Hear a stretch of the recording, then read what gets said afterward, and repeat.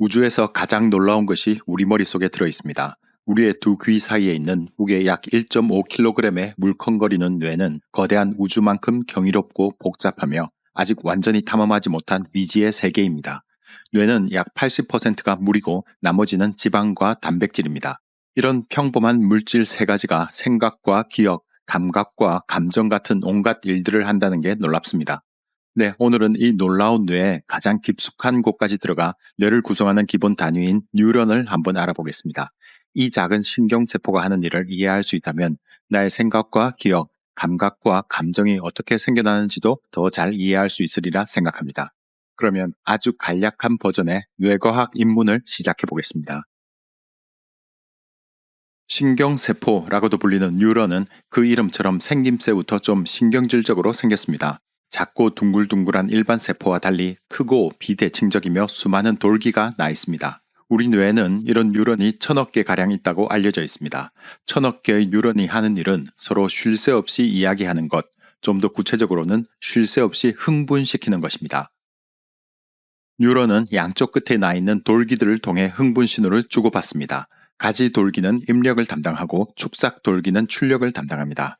가지 돌기로 들어온 신호는 세포체와 축삭을 통과해 축삭 말단으로 출력되고 거기서 다시 다음 뉴런의 가지 돌기로 전달됩니다. 이 흐름을 화학적으로 해석해보면 이렇습니다. 뉴런 주위에는 양전하와 음전하 이온들이 잔뜩 있습니다. 뉴런의 가지돌기 끄트머리에 흥분 신호가 전달되면 가지돌기 세포막에 있는 이온 통로들이 열리고 이온 펌프들이 작동하면서 양전하들이 쏟아져 들어옵니다. 그러면 가지돌기 내부는 순식간에 이전보다 양전하가 더 많은 상태, 즉 양으로 하전된 상태가 됩니다. 이를 활동전위라 부릅니다. 여러 가지 돌기에서 시작된 활동 전위는 축삭 둔덕이라는 언덕에 모입니다. 언덕에 모인 양전하들이 언덕을 넘을 만큼 충분히 많으면 활동 전위는 순식간에 축삭 말단까지 퍼집니다. 결국 뉴런의 가지 돌기에서 축삭 말단까지 실제로 이동하는 것은 정기적 흥분의 물결이라 할 수 있습니다. 흥분의 물결이 지나가면 뉴런은 재빨리 휴식 상태로 돌아갑니다. 다시 펌프가 작동하고 이번에는 음전하들이 쏟아져 들어옵니다. 활동 전위와 반대로 뉴런 내부가 음으로 하전된 상태를 휴식 전위라 합니다. 휴식은 흥분만큼 중요합니다. 한껏 흥분한 상태인 활동 전위와 말없이 쉬고 있는 상태인 휴식 전위가 극단적으로 대비를 이룰수록 정보가 정확히 전달되기 때문입니다. 이제 그 정보가 어떻게 다른 뉴런으로 전달되는지 알아보겠습니다. 흥분 신호가 뉴런에서 뉴런으로 이동한다면 뉴런들은 모두 이어져 있을까요? 아니면 떨어져 있을까요? 지금 우리는 그 답을 잘 알고 있지만 19세기까지만 해도 이는 큰 논쟁거리였습니다. 19세기 과학자들은 대체로 뉴런들이 하나로 이어진 세포 융합체라고 생각했습니다. 그러다 19세기 후반에 들어 뉴런들이 좁은 틈을 통해 정보를 전달한다는 새로운 주장이 등장했습니다. 결국 뉴런들이 서로 이어져 있다는 주장과 떨어져 있다는 주장이 치열하게 맞섰습니다. 당시에는 뉴런의 미세한 틈을 확인할 만큼 성능 좋은 현미경이 없었기 때문에 정답을 알려면 머리를 염색하는 수밖에 없었습니다. 1873년에 이탈리아의 해부학자 카밀로 골지가 신경세포에 달라붙는 염료를 개발하면서 마침내 뉴런의 구조가 선명하게 시각화되었습니다. 골지의 업적 덕분에 과학자들은 뉴런의 틈을 확인하는 실험을 할 수 있었습니다. 만약 신경세포가 서로 이어진 융합체라면 염색은 퍼져나갈 것이고 그렇지 않다면 퍼지지 않을 것입니다. 실험 결과 염색은 뉴런에서 뉴런으로 퍼지지 않았습니다. 뉴런은 하나하나가 개별 세포이며 축삭 말단과 가지돌기 사이에는 틈이 있음이 분명했습니다. 과학자들은 그 틈을 시냅스라고 불렀습니다. 시냅스의 존재는 1950년대에 전자현미경이 발명되면서 완전히 확인되었습니다. 이렇게 정답을 알아냈지만 의문은 남았습니다. 틈이 있다면 흥분 신호는 어떻게 공간을 건너뛰어 다른 뉴런으로 전파될까요? 양전하가 그대로 공간을 건너뛸까요? 그렇지 않습니다. 정기적 신호는 틈새를 뛰어넘지 못합니다. 틈을 뛰어넘으려면 화학적 형태의 신호로 바뀌어야 합니다. 그 화학적 형태가 바로 도파민, 세로토닌 등으로 불리는 신경 전달 물질입니다. 모든 축삭 말단 내부에는 작은 풍선 모양의 소낭이 붙어 있습니다. 소낭에는 신경 전달 물질들이 가득 들어 있습니다. 멀리서 밀려온 활동 전위가 축삭 말단을 덮치면 소낭들이 터지면서 신경 전달 물질을 방출합니다. 방출된 신경전달 물질은 시냅스를 헤엄쳐서 건너편의 가지돌기에 도달합니다. 가지돌기의 세포막에는 특정 신경전달 물질에 꼭 들어맞는 수용체가 있습니다. 신경전달 물질은 마치 열쇠와 자물쇠처럼 자신의 단짝 수용체하고만 결합합니다. 둘은 엉뚱한 자물쇠에 달라붙지도 않고 엉뚱한 열쇠를 받아들이지도 않습니다. 완벽한 파트너끼리 결합을 하면 가지돌기에 있는 이온 통로들이 열리면서 흥분의 물결이 일어납니다. 하지만 물결은 영원하지 않습니다. 활동 전이는 불과 몇 밀리초 동안 벌어지고 사라지는 현상입니다. 활동 전이가 지나가면 신경 전달 물질들은 수용체에서 떨어져 나갑니다.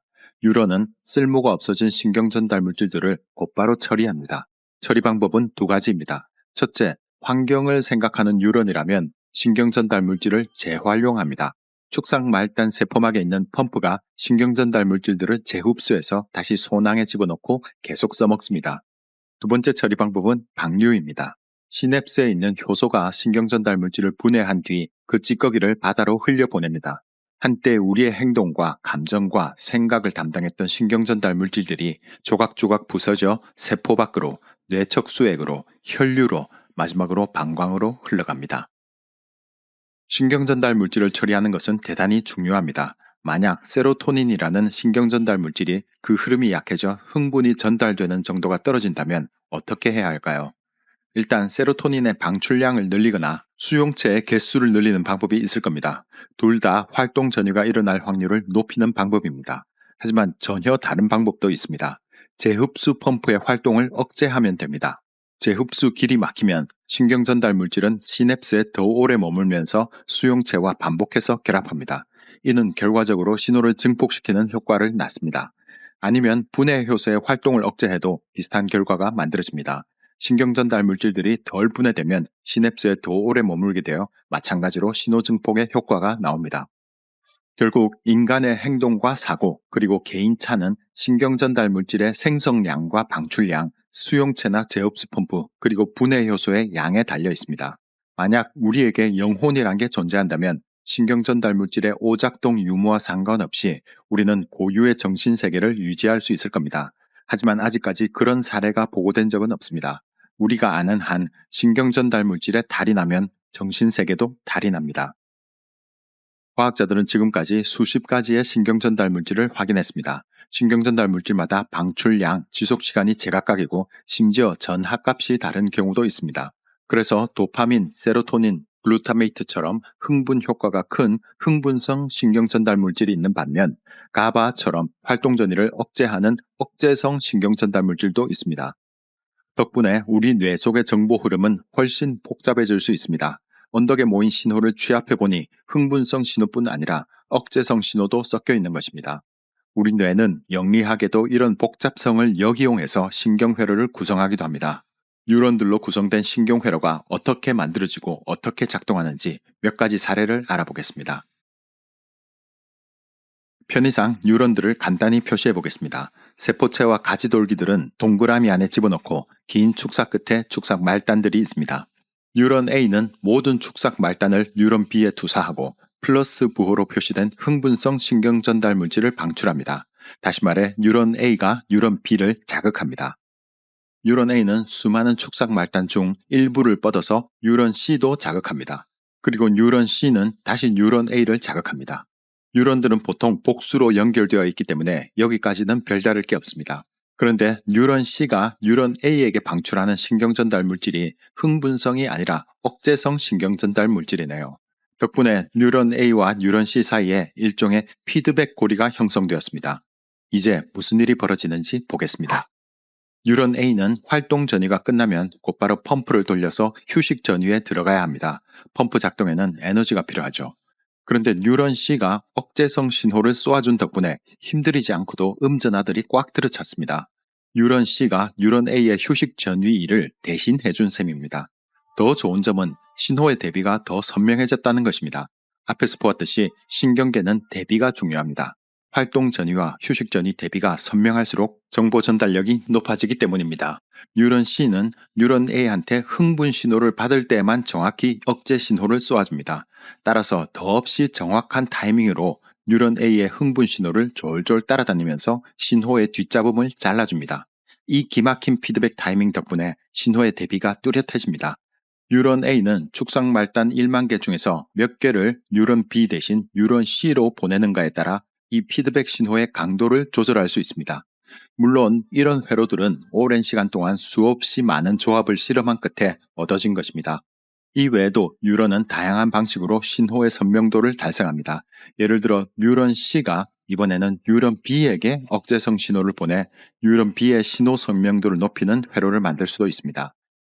이제 좀 더 중요한 회로를 살펴보겠습니다. 우리 감각계와 관련 있는 회로입니다. 이번에는 뉴런 6개로 구성된 회로를 가정해 보겠습니다. 뉴런 A가 뉴런 B를 자극하고 뉴런 C가 뉴런 D를, 뉴런 E가 뉴런 F를 자극합니다. 그런데 뉴런 C가 뉴런 D에게 흥분성 신호를 보내는 동시에 양옆의 뉴런들에게 곁다리로 억제성 신호를 보냅니다. 이렇게 되니까 뉴런 C와 D가 자극을 받을수록 주변의 뉴런들은 유난히 조용해집니다. 결과적으로 가운데 뉴런들의 선명도가 더 높아집니다. 이러한 측면 억제 회로는 감각계에 흔합니다. 예를 들어 푸른 초원에서 우리 눈에 희미한 빛이 한 점 비쳤을 때 방금 자극받은 게 뉴런 A, C, E 중 어느 거였지 하고 머뭇거리다간 사자법이 될 수 있습니다. 그런데 측면 억제 회로가 발달해 있다면 그게 C임을 금방 알아차리고 냅다 내달리라는 명령을 전달합니다. 촉각도 이런 방식으로 작동합니다. 측면 억제 회로가 발달해 있다면 방금 콕 찔린 것이 피부의 어느 지점인지 더 선명하게 알 수 있습니다. 청각도 방금 들은 음정을 더 선명하게 구분하고 후각도 방금 맡은 냄새를 더 선명하게 구분합니다. 이런 방식으로 우리의 감각계는 점점 더 빠르게 반응하는 방향으로 나아갑니다. 우리 몸의 감각과 행동을 제어하는 중앙신경망이 구축되는 사이 한편에서는 또 다른 종류의 신경회로가 발달합니다. 그것은 바로 생각을 담당하는 회로입니다. 마지막으로 우리가 생각하고 판단하고 창의력을 발휘하게끔 하는 회로가 어떻게 만들어지고 작동하는지 알아보겠습니다. 이번에는 뉴런 8개로 구성된 회로가 있습니다. 뉴런 A는 뉴런 1, 2, 3을 자극하고 뉴런 B는 뉴런 2, 3, 4를 뉴런 C는 뉴런 3, 4, 5를 자극합니다. 이제 뉴런 A, B, C는 각각 남자 그림 하나에 반응한다고 가정해 보겠습니다. 이러한 그림 신호들이 지속적으로 전달되었을 때 뉴런 1은 무엇을 배울까요? 뉴런 1은 비교 대상이 없기 때문에 그저 맨 위의 남자만 알아보는 법을 배울 겁니다. 마찬가지로 뉴런 5도 아래쪽 남자만 알아보는 법을 배울 겁니다. 그에 비해 뉴런 3은 세 남자를 모두 비교할 수 있기 때문에 빅토리아 시대 남자들 복장이 어떤지를 배울 수 있습니다. 뉴런 2와 뉴런 4도 비슷한 학습을 하지만 비교 대상이 2명밖에 없어서 정확도가 떨어집니다. 이 사진에서 누가 빅토리아 시대 남자인지 가장 정확히 알아보는 건 뉴런 3입니다.